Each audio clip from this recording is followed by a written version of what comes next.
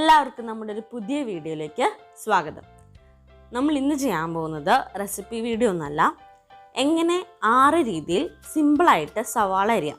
നമ്മളിപ്പോൾ 2 സവാള വെച്ചിട്ടാണ് നിങ്ങളെല്ലാം കാണിച്ചു തരുന്നത്, കാരണം വെറുതെ സവാള വേസ്റ്റ് ചെയ്യണ്ടല്ലോ എന്ന് ഓർത്തിട്ട്. അപ്പോൾ നമുക്ക് നോക്കാം. ആദ്യം നമ്മൾ സവാള ഒന്ന് തൊലി പൊളിച്ചൊക്കെ നന്നായിട്ട് എടുക്കണമല്ലോ, അങ്ങനെ എടുക്കുകയാണ്. നമ്മളിവിടെ 6 രീതിയിലാണ് കേട്ടോ കട്ട് ചെയ്യുന്നത്. മെയിനായിട്ടും സ്ലൈസ് എന്ന് വെച്ചാൽ നമ്മൾ സാധാരണ കട്ട് ചെയ്യുന്നത്. ഇപ്പോൾ നമ്മൾ കട്ട് ചെയ്യുന്നത് ഫൈൻ ചോപ്പിംഗ് ആണ്. നമ്മൾ സാധാരണ ഈ കുഞ്ഞായിട്ട് അരിയുമ്പം സവാള പകുതി ആക്കിയിട്ടാണല്ലോ അരിയുന്നത്. ഇതങ്ങനെയല്ല, നമുക്ക് എളുപ്പത്തിൽ അരിയാൻ പറ്റുന്നൊരു മെത്തേഡാണ് കാണിച്ചു തരുന്നത്. ശ്രദ്ധിച്ച് കണ്ടാൽ മതി, എല്ലാവർക്കും വളരെ എളുപ്പത്തിൽ ചെയ്യാൻ പറ്റുന്ന ഒരു മെത്തേഡാണ്. ഫൈൻ ചോപ്പിംഗ് ആണ് ഇപ്പോൾ നമ്മൾ കാണിക്കുന്നത്.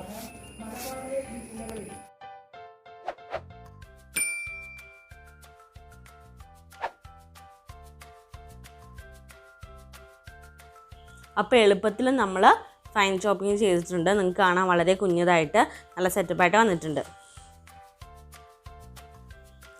ഇപ്പോൾ കാണിക്കുന്നതാണ് സ്ലൈസിങ്. സാധാരണ നമ്മൾ സവാള അരിയില്ലേ, ആ രീതിയാണ് കേട്ടോ ഇത്. ഈ രീതിയിൽ നമ്മൾ സാധാരണ കറിക്കൊക്കെ അരിയുന്ന ഒരു രീതി.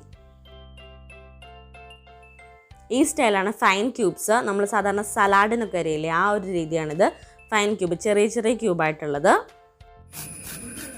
ഇപ്പോൾ നമ്മൾ കട്ട് ചെയ്യുന്ന റിങ് ആട്ടോ. റിങ് എന്ന് വെച്ചാൽ നമ്മൾ സാധാരണ ഡെക്കറേറ്റ് ഒക്കെ ചെയ്യാനായിട്ട് വട്ടത്തിൽ കണ്ടിച്ചെടുക്കില്ലേ, ആ ഒരു ഇതാണ്. ഈ ഒരു മീഡിയം ആ ഒരു കട്ടിയിലൊക്കെ അരിഞ്ഞ് നമുക്ക് നല്ല രീതിയിൽ റിങ് ഫോം ചെയ്തെടുക്കാൻ പറ്റും.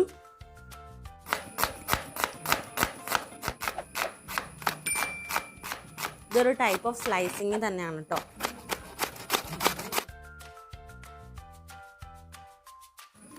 ഇത് ക്യൂബാണ്. നമ്മൾ സാധാരണ ചില്ലി ചിക്കനും ഗോബി മഞ്ചൂരിക്കൊക്കെ കട്ട് ചെയ്യുന്ന ഒരു രീതിയാണിത്.